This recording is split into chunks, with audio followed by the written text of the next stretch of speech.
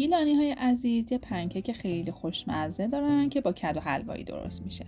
مامان بزرگای رشتی وقتی میخوان به نوه‌هاشون حال بدن برای عصرونه این شیرینی سنتی خیلی خوشمزه رو درست میکنن و در کنار چای اون رو سرو میکنن. برای درست کردن این شیرینی سنتی استان گیلان که خیلی هم راحت هستش و نیازی به فرم نداره، اول کدو حلوایی رو با یک کمی آب میذاریم بپزه. وقتی آبش کشیده شد و نرم شد اون رو پوره میکنیم. ما به 1 لیوان پوره کدو حلوایی نیاز داریم. بعد اینکه کدو رو پوره کردیم و یک کمی خنک شد، داخل یک کاسه یه دونه تخم مرغ رو میشکنیم.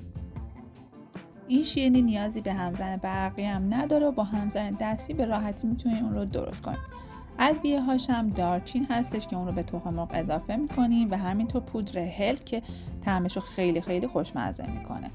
وقتی اینا رو اضافه کردیم نصف لیوان شکر میریزیم و با همزن دستی اون رو هم میزنیم تا کاملا با هم دیگه ترکیب بشن.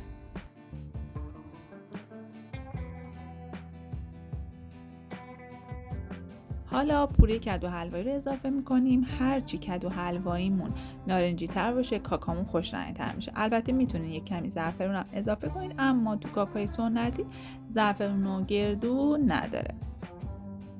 شیرمون رو هم اضافه و مخلوط میکنیم. برای درست کردن این شیرینی سنتی ما به آرد گندم و آرد برنج نیاز داریم. نصف لیوان آرد گندم، نصف لیوان آرد برنج رو به همراه بیکینگ پودر به مواد قبلی اضافه و الک میکنیم. حالا اونا رو مخلوطشون میکنیم، کاملا هم میزنیم.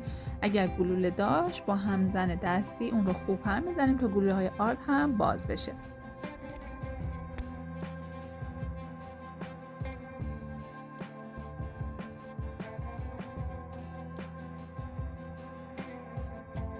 حالا مایه کاکای ما آماده شده، اون رو هم میزنیم. چون مایه من یک کمی گلوله های آرد داخلش مونده بود، با همزن اون رو هم میزنم تا کاملا صاف و یه دست بشه.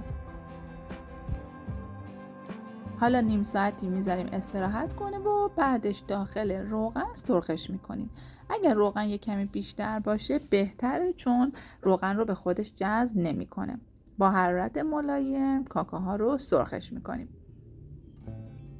این شیرینی خوشمزه نیازی به فر نداره. برای مواقعی که دسترسی به فر ندارین یه گزینه عالی و خیلی هم خوشمزه است.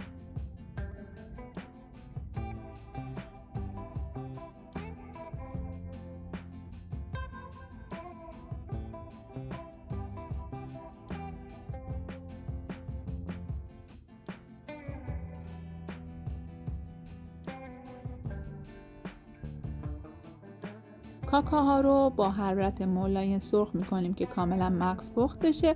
یه طرفی که سرخ شد برمیگردونیم تا طرف بعدیش هم کاملا سرخ بشه و یک دست رنگ بگیره.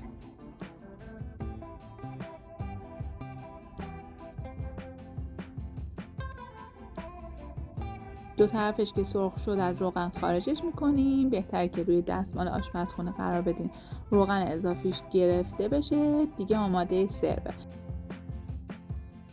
روش رو میتونید با پودر قند، پودر پسته و گل محمدی تزیین کنید. این کاکای کدو حلوایی در این حال که خیلی خوشمزه است میتونه یه میان وعده مقوی هم برای بچه‌ها باشه. جدیداً توی خونه‌های بومگردی و کافه‌های سنتی استان گیلان کاکای کدو حلوایی رو درست میکنن، در کنار دمنوشاشون سرو میکنن. کلی هم طرفدار داره. این شیرینی سنتی گیلانی بافت خیلی نرم و لطیفی داره، خیلی هم خوشمزه است. کلا غذاها و شیرینی های استان گیلان خیلی خاصن.